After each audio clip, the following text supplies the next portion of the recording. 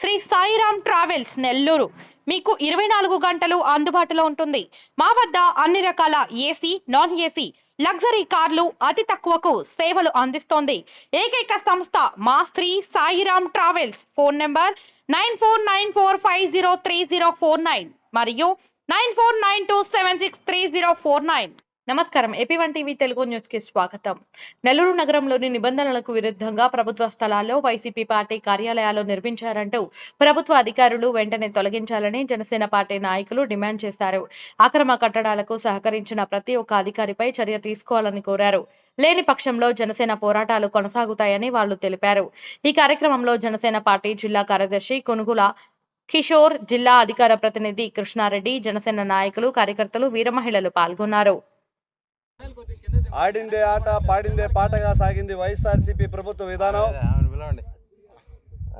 6 అంకణాల స్థలాలు పేదలకు ఇవ్వడానికి 66 సార్లు ఆలోచించి అవి ఇవ్వకుండానే గద్దె దిగిపోయింది. ఇక్కడ చూసినట్లయితే వ్యక్తిగతంగా వైఎస్ఆర్సీపీ నాయకులు అక్రమంగా దోచుకున్న స్థలాలు అయితేమి, సంపద అయితేమి అనేకం ఉన్నాయి. అవేవి చాలనట్టు పార్టీకి కూడా కట్టబడేటట్టు ఈరోజు రాజప్రాసాదాలు ఏర్పాటు చేశారు.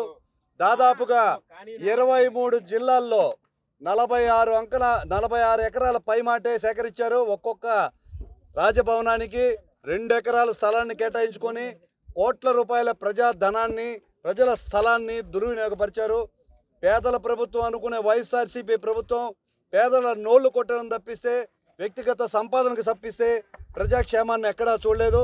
అదేవిధంగా ఇవేమి చాలనట్టు రాజరికపు పోకడలు ఎప్పుడో మర్చిపోయినాం.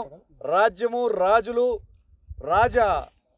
రాజద్రోహాలు ఇవన్నీ గుర్తు చేస్తూ ఈ రోజున సామంత రాజులకు కోట కట్టించుకున్నట్టు ప్రతి జిల్లాలో కూడా ప్రభుత్వ స్థలాల్లో ఈ కార్యక్రమాన్ని విచ్చేసిన జన సైనికులకి, వీర మహిళలకి, పత్రికా ప్రతినిధులకి, పత్రికా విలేకరులకి, ప్రింట్ మీడియా, ఎలక్ట్రానిక్ అందరికీ కూడా ధన్యవాదాలు.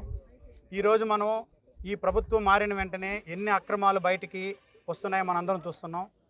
ఈ అక్రమాలన్నిటికీ అడ్డుకట్ట వేయాల్సినటువంటి బాధ్యత మనందరి మీద ఉంది.